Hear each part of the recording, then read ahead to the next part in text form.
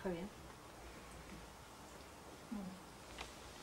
Bon, Diego, il a fait vraiment un très très gros progrès. Bon, Monica, tu le connais. Je suis très contente. T'as amélioré aussi. Oui, oui, merci. Non, mais Je suis allée en France deux fois, mais pas des études pour voyager seulement. Et Mais pas pour me visiter. Et je suis allée à Paris, non à Lille. Paris. Je ne suis pas allée. Et c'est vrai que quand tu es là, tu penses que tu ne parles pas le français, mais quand tu es là et tu commences à parler, dans mon expérience, je me trouvais à je me suis trouvée moi-même très surprise quand j'étais en parlant quand je dois demander pour la nourriture ou quelque chose, de savoir que le niveau qu'on a, c'est bon pour communiquer quand tu es à l'étranger. C'est ça. C'est important de se lancer, de ne pas avoir honte de dire n'importe quoi parce que c'est normal. Tout le monde fait des erreurs, tout le monde se trompe.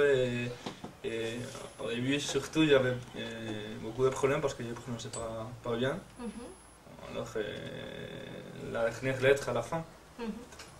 Moi, au début, je prononçais tout et allez, tiens. Et bon, il faut répéter, bon, pas de comprendre au début, mais il faut tenter. Et les professeurs sont-ils compréhensifs avec des élèves qui ne sont pas francophones?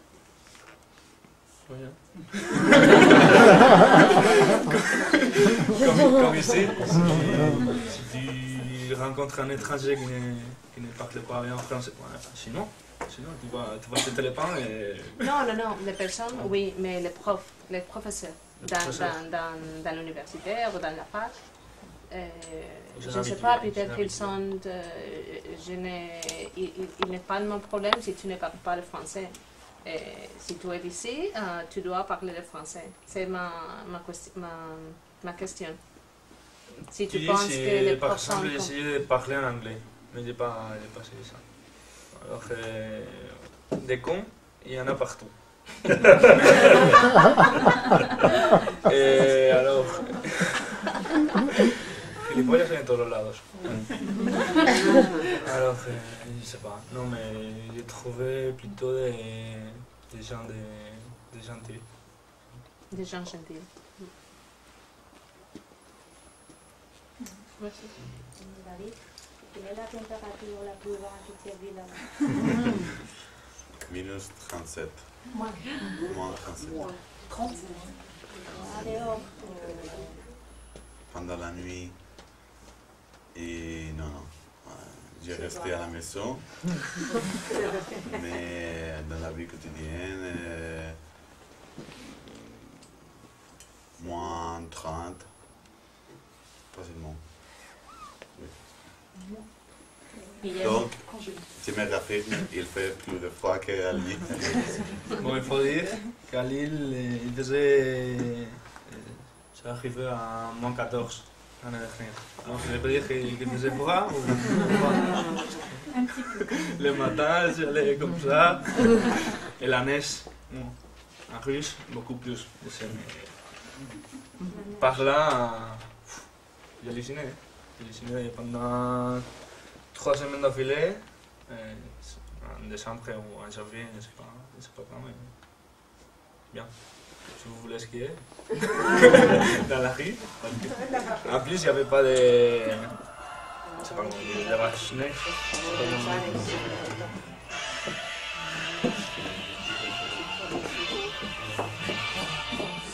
Il n'y avait personne qui jetait du sel dans la rue pour la glace. Alors c'était marrant aussi. Tu as compris? Il y avait personne jetait du sel dans la rue quand il neigeait. Donc, Dans l'île. Ok. C'est très polluant. C'est moi, c'est le moi. sel. C'est très polluant. ah ouais? Oui. C'est interdit de verser du sel Bon, désolé en alors. France.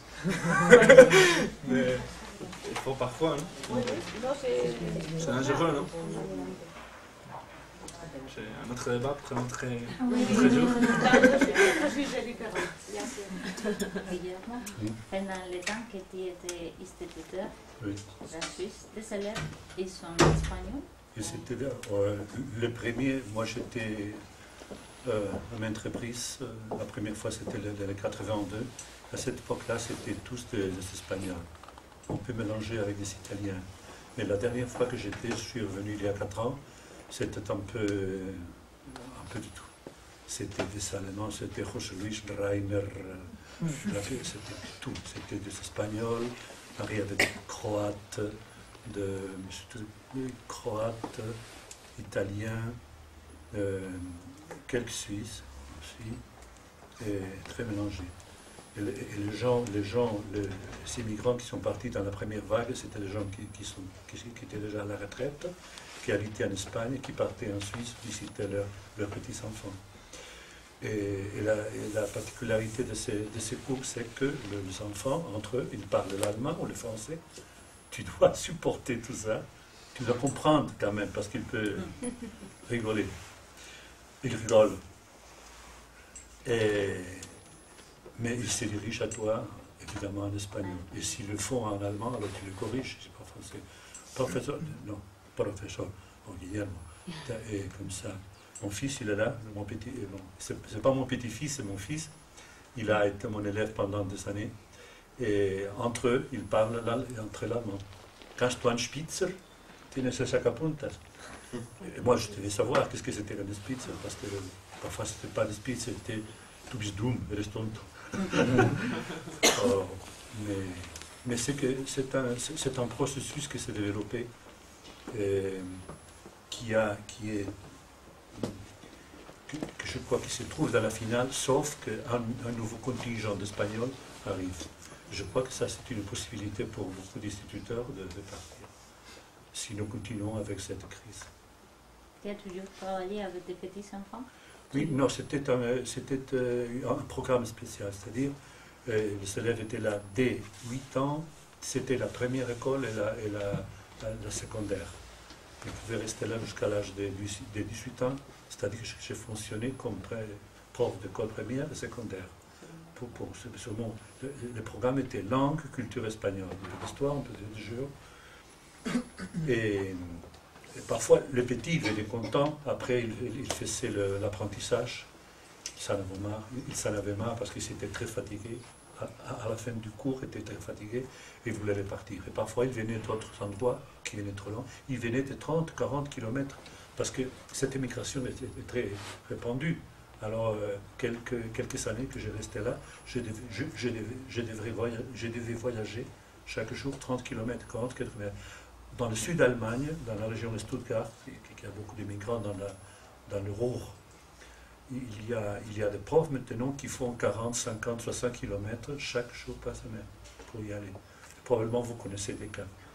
Mais ça c'est payé, tu le reçois comme heure de travail.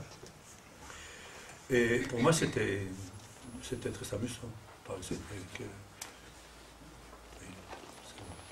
Mais il y a une tendance maintenant à se concentrer. Il diminue la quantité d'élèves qui sont dans le village. Alors s'ils veulent la classe, ils doivent aller à Zurich, dans les grandes villes. Curieusement, bon, ça c'est un aspect.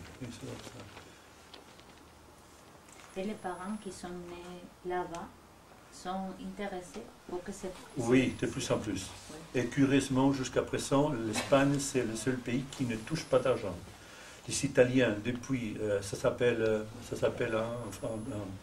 en Suisse, Heimatsprachenkultur, classe de langue d'origine, quelque chose comme ça.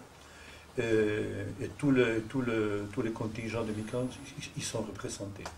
Premièrement, c'était le plus grand contingent avant était les Italiens, Ce sont les premiers qui sont arrivés. Les Italiens, avec la crise, ils demandent de l'argent. C'est pour cela que les Italiens n'envoient pas leurs enfants à l'école. L'école espagnole, c'est encore, à présent, c'est gratuite. Alors, il y a une scolarisation, disons, à 100%.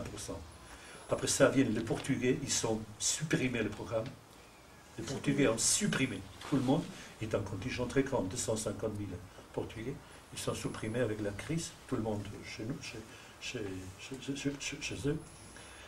Il y a d'autres contingents intéressants comme des Finlandais, des Grecs, et surtout à l'époque où j'étais, il y a 6 ans, c'était les Salvanais. Et après la guerre, c'était une catastrophe, parce que le seul instituteur qui pouvait travailler là, c'était des immigrés poursuivis. Alors, c'était leurs parents qui payaient la classe des enfants, parce que ce n'était pas espéré que la Yougoslavie payait l'école. Alors, l'école espagnole a fonctionné très bien dans ce programme, parce qu'on considère que c'était un problème de représentation extérieure, c'est une langue de prestige, c'est-à-dire on vend une langue de prestige. Alors, il y a dans ces derniers contingents qui vont en Suisse, qui sont des ingénieurs, qui travaillent des informatiqueurs, d'autres, il y a beaucoup de gens du Madrid, Madrid, Barcelone, surtout de Madrid, qui travaillent dans l'industrie chimique, et vont là avec les enfants, ils prétendent avoir une éducation bonne. Alors ils pensent premièrement dans international schools. Ça, c'est la catastrophe. Ils prétendent qu'ils sont les plus bons. Non, ça, c'est pas du tout. Mais ils ne savent pas combien de temps ils vont rester en Suisse. Et pour cela, ils envoient leurs enfants à l'école suisse. Parce qu'en plus, l'allemand, c'est dur. Mais ces familles apprécient beaucoup que l'école espagnole demeure toujours et donne cette opportunité. Et ils s'échissent, ils négocient, ils font toujours. Les immigrants sont représentés par des qui sont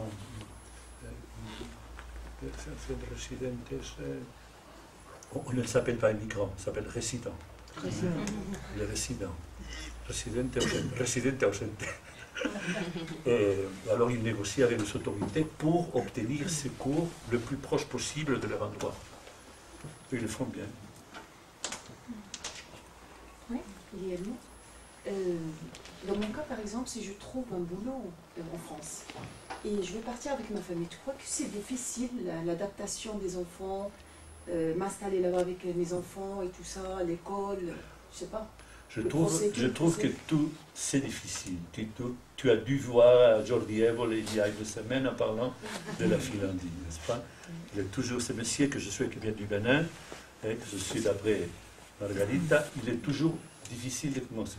C'est un challenge, c'est un défi. Un défi. Alors il faut le voir, il faut le faire. Il faut. Alors les gens commencent avec des difficultés, ils sont des amis, ils prennent ils ont de nouvelles relations, ils connaissent la variété, ils l'aiment, et alors ils commencent. Alors mon fils, par exemple, il était 2 ans dans l'école zurichoise, et premièrement, il a eu une difficulté. Là, on parle en dialecte, c'est le Schweizerdeutsch.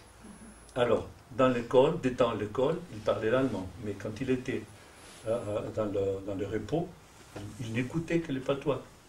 C'était très difficile. Là, sa prof de religion, catholique Unterricht, ça recevait seulement c'est difficile de commencer. Il avait un petit support, il avait une petite copine anglaise de Manchester, alors il a commencé avec cette aide, toujours les langues véhiculaires.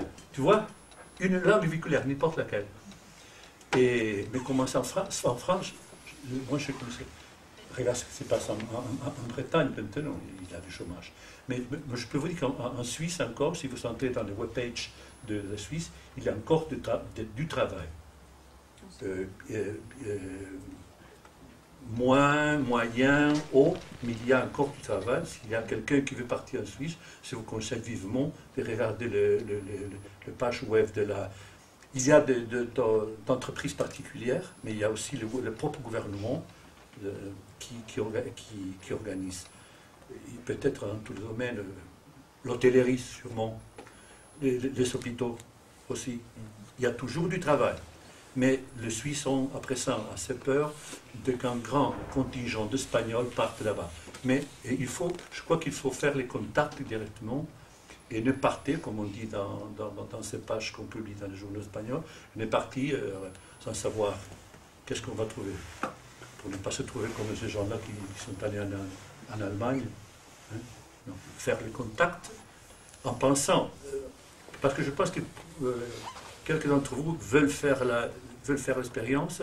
Alors, partir, il faut une aide, avoir un peu d'argent de poche. Hein. Aller, partir, souffrir, passer. Et après, il y avait la copine qui disait, ici, il n'y a pas de Wi-Fi. C'est la Wi-Fi. Tu vas dormir avec du linge propre. Alors, je crois que il y a d'âge et d'âge, vraiment. Moi,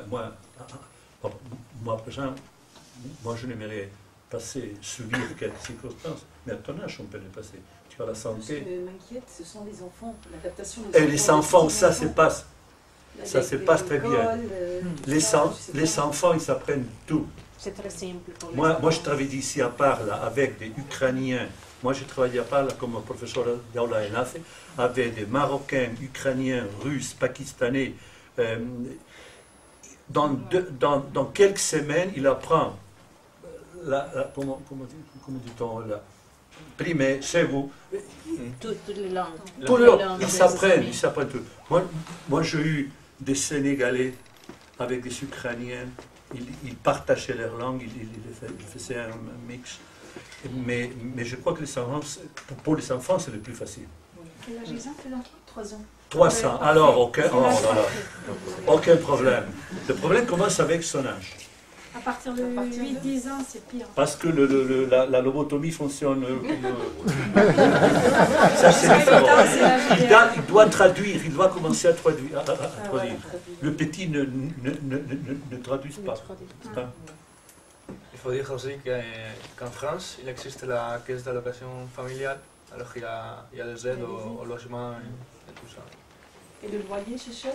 En France, par exemple? Paris. Ça dépend. Si c'est Paris, c'est hyper cher. Si c'est Paris, c'est la folie. Si c'est Paris, c'est cher. Mais par exemple, Marseille? Je sais pas.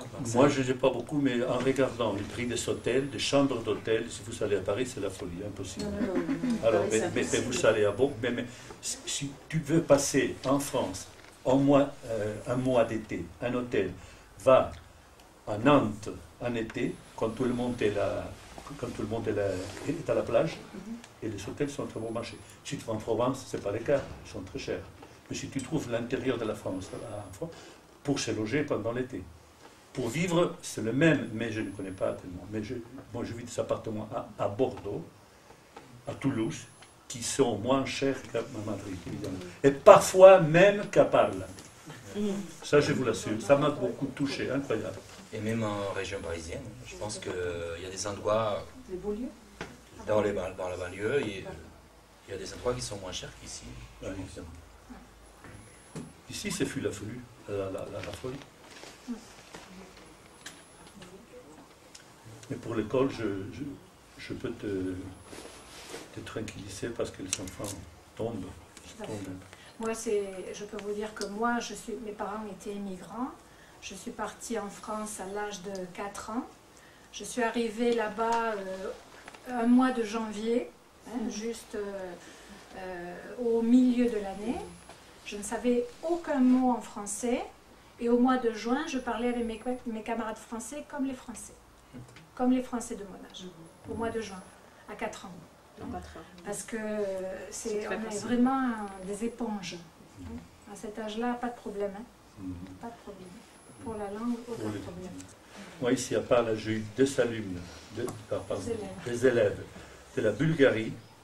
L'une d'entre elles, c'était la seule qui a fini, réussissant tous les matières, au mois de juin. Et avant-hier, on a une petite rencontre pour mettre en place cette réunion.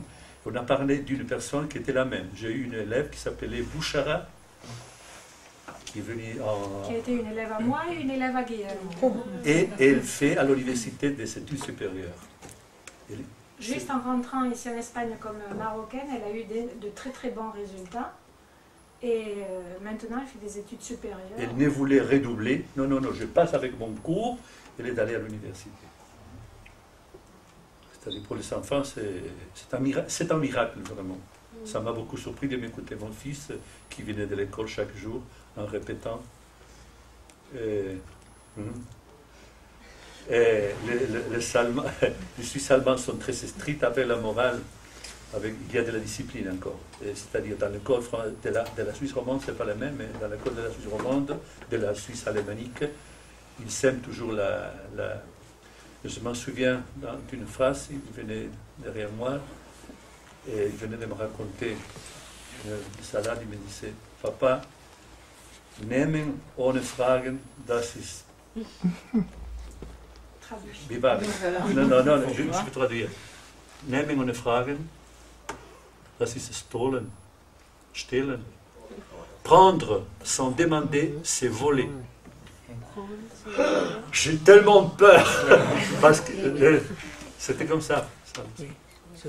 C'est-à-dire que l'éducation dans la Suisse alémanique était rigide encore. Les profs sont très appréciés, très bien payés. Très bien payés. Pas comme l'Espagne. C'est-à-dire, bon, je ne me souviens plus. C'est comme en Finlande, ils sont des gens très appréciés, très bien payés, très respectés. Si tu arrives, si tu vas en vacances, si tu arrives un jour en retard, tu payes une amende. Pas question. Combien de langues ton fils parle alors? Bon. On peut le demander. Oui. Tu parles français? Combien de langues tu parles? Combien de langues tu parles? 4 langues. 4 langues. Je parle espagnol, anglais, français et allemand. Et l'allemand. Alors le petit, il va avoir quelques possibilités. Plus de possibilités. Et avec toi, vous parlez en espagnol toujours? Non, c'est-à-dire, ma femme est irlandaise, alors il parle toujours avec sa mère en anglais, avec moi, il parle espagnol. On regarde ensemble TV5, Arte. En français. Et avec l'allemand, je le force maintenant parce qu'il a oublié un peu, mais parce qu'il est tombé amoureux du français maintenant. C'est vrai? Oui. Quelle est ton langue préférée? Ta langue préférée? Le français. Je ne suis pas. Non, je crois qu'il est assez souple. Il est assez souple. C'est pour cela. Il a la souplesse. Moi, je me souviens en arrivant en Allemagne, qu'on voyait le panneau. Il traduisait, il faisait l'étymologie des choses. Oui, oui. Et il a une certaine capacité. Ça c'est un don. Oui, c'est un don. Et en plus, je crois que justement, le fait d'apprendre plusieurs langues quand on est petit, je crois que ça rend les gens plus intelligents. Et voilà. C'est vrai parce que... Ah oui, tout à fait. Je crois que ça ouvre l'esprit, ça fait travailler les neurones. Et c'est pas beaucoup pour les enfants. Par exemple, moi je parle avec mes enfants en français et en arabe aussi. Ils sont bilingues en arabe? Oui, mais ils ne répondent pas. Seulement, mais ça c'est normal. Ils répondent en espagnol tout le temps. Et je sais pas, et maintenant cette année, ils sont en train d'étudier l'anglais. Et je dis peut-être que c'est beaucoup pour eux. Non, en principe non, mais c'est vrai que moi j'ai eu aussi ce cas avec mes enfants. J'ai voulu qu'ils apprennent le français, mais c'est très difficile de leur faire apprendre une langue alors que tout leur entourage, c'est de l'espagnol. C'est très dur, parce que c'est toi face à tout un bain de langue espagnole. Alors tu dois lutter. Quand je me souviens que ma fille, je lui parlais depuis qu'elle était petite en français, et elle me faisait « Ne me parle pas comme ça !» Parce qu'en plus, elle savait que moi, je parlais l'espagnol. Alors elle devait se dire qu'est-ce qu'elle parle. Tout le monde parle L'espagnol. enfin, la langue qu'elle parlait. Et ma mère, tout à coup, de temps en temps, elle dit des choses bizarres. Alors, c'est très dur parce que face à tout ça, alors je crois que c'est la scolarisation qui fait que l'enfant puisse devenir bilingue. Et le fait de vivre, évidemment, l'immersion linguistique dans tous les sens. Si tu es dans le pays, tes enfants vont avoir des contacts avec des enfants de là-bas, ils vont être scolarisés dans ce milieu, et à la fin, ça serait l'espagnol qu'ils ne parleront pas, parce que ça sera l'autre langue qui va prédominer. Tu es d'où? Moi, je suis marocaine. Tu es marocaine. Ouais. Tu es ici depuis? Ça fait 10 ans, je crois 11 ans, plus. Je crois plus que ça. Une autre grande expérience pour moi, avec tous les Marocains que j'ai connus ici, la possibilité de parler français toujours, avec des gens congolais, au Congo, le français. Bien que c'était seulement le matin, bonjour monsieur, ça va monsieur, oui, ça me permettait de rendre l'école plus ouverte aux étrangers, parce que mon métier c'était là. Les 5 années que j'ai travaillé ici, c'était pour montrer l'Espagne. Et j'ai vu des progrès incroyables. C'est surprenant, c'est surprenant. C'est vrai. C'est pour ça que j'ai dit, mon mari c'est espagnol, alors les enfants parlent tout le temps en espagnol. Et c'est difficile pour parler avec eux tout le temps en arabe et en français. Mais il y a des études, pour... Ils me regardent, qu'est-ce que tu dis maman? Non, mais avec le trilinguisme, on peut travailler aussi, il y a des études là-bas. C'est pour ça que je demande si c'est... Sinon, regarde les gens qui regardent des Catalans. Moi, j'ai des amis catalans espagnols, qui ont été en Suisse avec les Français et l'Allemand. Et ça tout travaille en même temps. Ça dépend de l'instant. Et une fois qu'on apprend une langue, je crois qu'on apprend beaucoup plus facilement la suivante. Oui, Et ainsi de suite. je suis d'accord. Je vais continuer. Bon, je crois que on va conclure. Alors, je vous remercie tous les 4 évidemment d'être venus, de nous avoir accompagnés, de faire cette activité avec nous. Pour le reste aussi, pour tout le monde qui a assisté à l'activité. J'espère que ça vous a intéressé. Et voilà. Bonne soirée à tout le monde et merci d'être venus. Merci.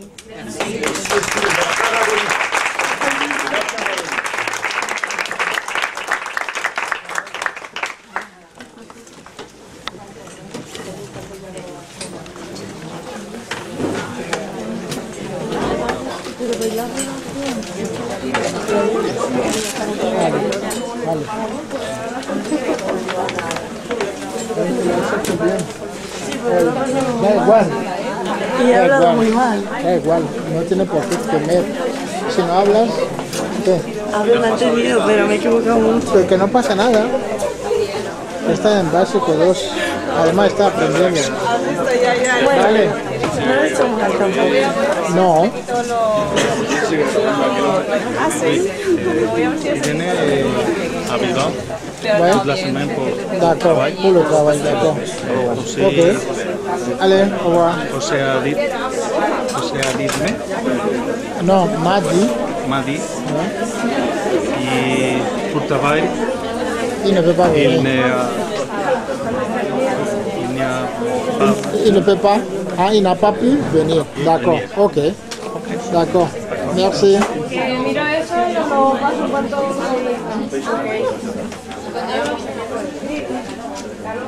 Un petit cadeau.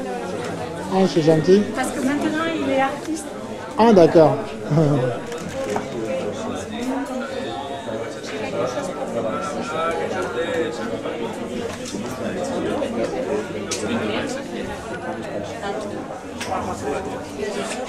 Pareil pour plus pour que vous vous disputiez là.